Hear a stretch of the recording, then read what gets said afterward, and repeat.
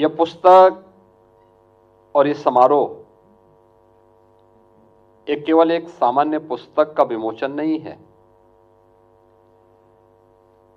दुनिया की आंखों को खोलने वाला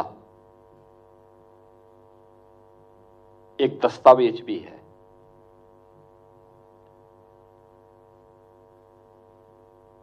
हम इस बात से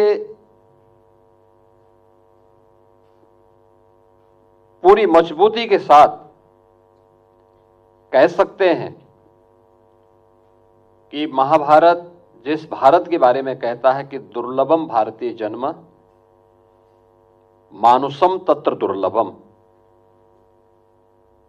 यानी भारत में जन्म लेना दुर्लभ है और उसमें भी मनुष्य के रूप में जन्म लेना तो और भी दुर्लभ है। उसकी एक झलक हिंदुजा फाउंडेशन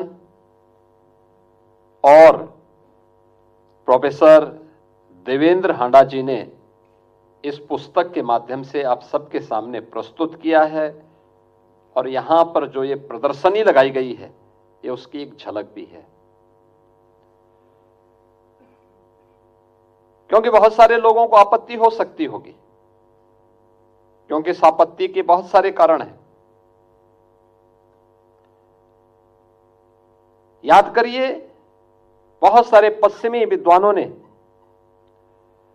हमेशा इस बात को माना है और इस बात को बार बार कहते रहे हैं कि भारत एक इकाई नहीं थी।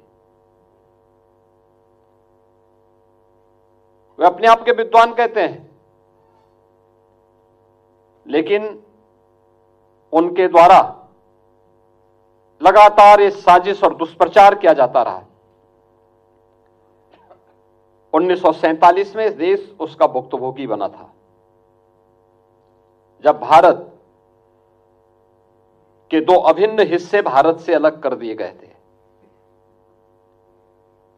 वे भारत के अंदर जो ब्रिटिशर की साजिश थी कि भारत एक इकाई नहीं, वे अलग अलग भागों में उसको विभाजित करना चाहते थे।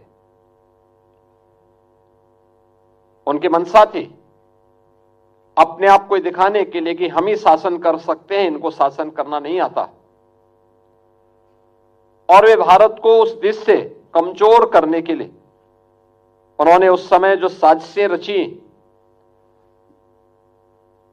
लेकिन इस भारत ने उस समय भी उसका जोरदार प्रतिकार किया।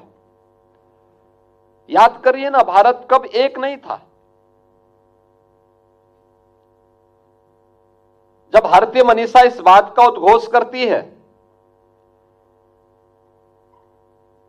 उत्तरम यत् समुद्रस्य हिमाद्रेस्यैव दक्षिणम वर्षम तद भारतम नाम भारती तत्र संतति।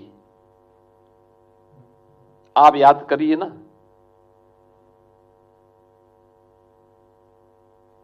यह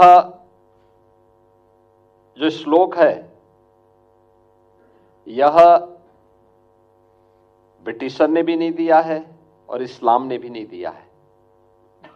भारत की हजारों वर्षों की इस विरासत का प्रतीक है, जो हिमालय से सुदूर दक्षिण तक समुद्र पर्यंत तक फैले हुए विस्तृत भूभाग को भारतवर्ष के रूप में जानता है। यह भारतवर्ष जिसमें वर्तमान का भारत भी है, पाकिस्तान भी है, बांग्लादेश भी है, ये बृहत्तर भारत, यही बृहत्तर भारत, यही भारतीयों का देश है।